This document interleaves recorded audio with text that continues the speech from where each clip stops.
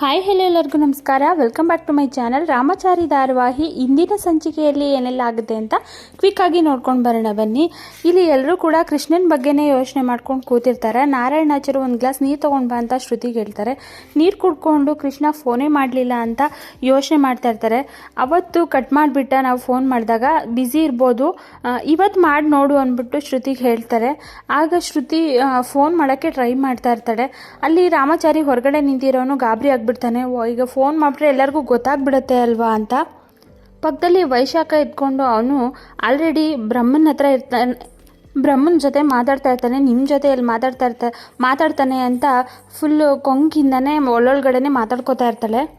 ಹಾಗೆ ರಾಮಾಚಾರಿ ಬಂದುಬಿಟ್ಟು ಹೇಳ್ತಾನೆ, ಅವ್ನು ತೀರ್ಥಯಾತ್ರೆಗೆ ಹೋಗಿದ್ದಾನೆ, ನೀವು ಯಾಕೆ ಡಿಸ್ಟರ್ಬ್ ಮಾಡ್ತಿದ್ದೀರಾ ಅವನಿಗೆ ಫೋನ್ ಮಾಡಿ ಅಂದಾಗ, ಏನು ಮಾತು ಅಂತ ಹೇಳ್ತಾ ಇದೆಯಾ ರಾಮಾಚಾರಿ, ತೀರ್ಥಯಾತ್ರೆಗೆ ಹೋದರೆ ಫೋನ್ ಮಾಡಬಾರ್ದು ಅಂತ ಇದೆಯಾ ಅಂದ್ಬಿಟ್ಟು ಫೋನ್ ಮಾಡಿಸ್ತಾರೆ. ಆಗ ರಾಮಾಚಾರಿಗೆ ಭಯ ಆಗ್ಬಿಡುತ್ತೆ, ಗೊತ್ತಾಗ್ಬಿಡುತ್ತಲ್ಲ ಅಂತ ಹೇಳಿಬಿಟ್ಟು ಒಳಗಡೆ ಹೋಗಿ ಏನಾದರೂ ಮಾಡಬೇಕು ಅಂದ್ಬಿಟ್ಟು ಫೋನ್ ರಿಂಗ್ ಆಗ್ತಾ ಇರುತ್ತೆ. ಅದು ತಗೊಳ್ಳೋದ ತಕ್ಷಣ ಚಾರು ನೋಡಿಬಿಟ್ಟಿರ್ತಾಳೆ. ಒಂದು ಆಫೀಸ್ ಕಾಲ್ ಇದೆ ಮೇಡಮ್ ಅಂದ್ಬಿಟ್ಟು ಫುಲ್ ಹಾಗೆ ಹೈಡ್ ಮಾಡಿಕೊಂಡು ಹೊರಗಡೆ ಬಂದ್ಬಿಡ್ತಾನೆ. ಅಲ್ಲಿ ಶ್ರುತಿ ಕಾಲ್ ಮಾಡ್ತಾನೆ ಇರ್ತಾಳೆ. ಮೂರನೇ ಸರಿಗೆ ನಾನು ಮತ್ತೆ ಕಟ್ ಮಾಡಿದ್ರೆ ಅವ್ರಿಗೆ ಅನುಮಾನ ಬರುತ್ತೆ ಅಂದ್ಬಿಟ್ಟು ರಾಮಾಚಾರಿ ಹೊರಗಡೆ ಬಂದು ಮಾತಾಡ್ತಾನೆ. ಕಾಲ್ ರಿಸೀವ್ ಮಾಡಿದ ತಕ್ಷಣ ಎಲ್ಲರಿಗೂ ಖುಷಿಯಾಗಿಬಿಡುತ್ತೆ, ಕೃಷ್ಣನೇ ಮಾತಾಡ್ತಾ ಇದ್ದಾನೆ.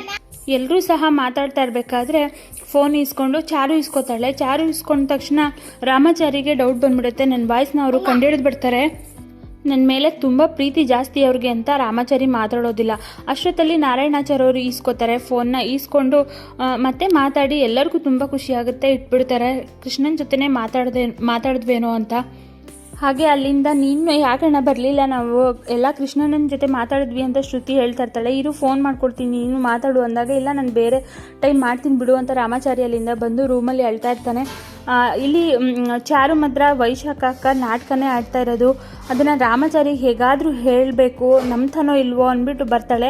ಅಲ್ಲಿ ನೋಡಿದ್ರೆ ಅಳ್ತಾ ಕೂತಿರ್ತಾನಲ್ಲ, ಈಗ ಹೇಳಿದ್ರೆ ಸರಿ ಹೋಗಲ್ಲ ಅಂದ್ಬಿಟ್ಟು ಚಾರು ಸುಮ್ಮನಾಗ್ಬಿಡ್ತಾಳೆ.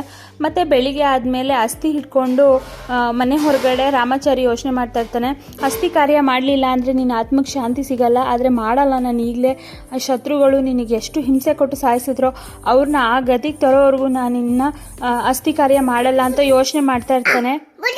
ಹಾಗೆ ಅಲ್ಲಿ ಚಾರು ಬರ್ತಾಳೆ. ಚಾರು ಬಂದ್ಬಿಟ್ಟು ಇವನೇನು ಮಾಡ್ತಿದ್ದಾನೆ ರಾಮಾಚಾರಿ ಅಂದ್ಬಿಟ್ಟು ಹತ್ರ ಬರ್ತಾಳೆ. ಇಲ್ಲಿ ರಾಮಾಚಾರಿಗೆ ಸ್ವಲ್ಪ ಭಯ ಆಗ್ತಾ ಇರುತ್ತೆ. ಇನ್ನೇನು ಕೇಳಬೇಕು, ಏನು ಮಾಡ್ತಿದ್ಯಾ ಇಲ್ಲಿ ನಿಂತ್ಕೊಂಡು ಅನ್ನೋ ಅಷ್ಟರಲ್ಲಿ ಶ್ರುತಿ ಬಂದು ಅತ್ತಿಗೆ ನಿಮ್ಮಮ್ಮ ಬಂದಿದ್ದಾರೆ ಅಂದ್ಬಿಟ್ಟು ಕರೀತಾಳೆ. ಹಾಗೆ ಮನೆ ಒಳಗಡೆ ಮಾನ್ಯತಾ ಬರ್ತಾಳೆ. ನಾರಾಯಣಾಚಾರ್ಯ ಅವರು ಹುಷಾರಾಗಿರೋ ವಿಷಯ ಕೇಳಿ ತುಂಬ ಖುಷಿ ಆಯಿತು ಅಂತ ಡ್ರಾಮಾ ಮಾಡ್ಕೊಂಡು ಬಂದು ಫುಲ್ಲು ಎಲ್ಲರಿಗೂ ಡ್ರಾಮಾ ಮಾಡ್ತಾ ಇರ್ತಾಳೆ. ನಾನು ಬದಲಾಗಿದ್ದೀನಿ, ಇವಾಗ ಆ ಥರ ಎಲ್ಲ ಇಲ್ಲ ಅಂದ್ಕೊಂಡು ಬಂದು ಎಲ್ಲರೂ ಮಾತಾಡೋದು, ರಾಮಾಚಾರಿ ಕಾಲಿಗೆ ಬೀಳೋದು ಆ ಥರ ಎಲ್ಲ ಮಾಡ್ತಾ ಇರ್ತಾಳೆ. ಆದರೆ ಚಾರುಗೆ ಮಾತ್ರ ತುಂಬಾ ಡೌಟ್ ಇರುತ್ತೆ, ಕಂಡ್ರೇ ಆಗೋದಿಲ್ಲ ಅಂದ್ಬಿಟ್ಟು ಅವಳು ಮಾತಾಡೋದನ್ನೆಲ್ಲನೂ ಕೇಳಿಸ್ಕೊಂಡು ಲಾಸ್ಟಲ್ಲಿ ಅಮ್ಮ ನಿನ್ನ ಜೊತೆ ಮಾತಾಡಬೇಕು ನಾನು ಬಾ ಅಂದ್ಬಿಟ್ಟು ಹೊರಗಡೆ ಕರ್ಕೊಂಡು ಹೋಗ್ತಾಳೆ. ಚಾರು ನೋಡಿದ ತಕ್ಷಣ ಬೇಬಿ ನೀನು ನೋಡಿ ಎಷ್ಟು ದಿನ ಆಯಿತು ಹಾಗೆ ಹೇಗೆ ಅಂತ ಫುಲ್ ಡ್ರಾಮಾ ಮಾಡ್ತಾ ಇರ್ತಾಳೆ. ಅಲ್ಲಿಗೆ ಈ ಸಂಚಿಕೆ ಎಂಡ್ ಆಗುತ್ತೆ. ನೆಕ್ಸ್ಟ್ ಎಪಿಸೋಡಲ್ಲಿ ಏನೆಲ್ಲ ಆಗುತ್ತೆ ಅಂತ ನೆಕ್ಸ್ಟ್ ವಿಡಿಯೋದಲ್ಲಿ ತಿಳಿಸ್ಕೊಡ್ತೀನಿ. ವಿಡಿಯೋ ನೋಡಿದ್ದಕ್ಕಾಗಿ ಥ್ಯಾಂಕ್ ಯು ಸೋ ಮಚ್.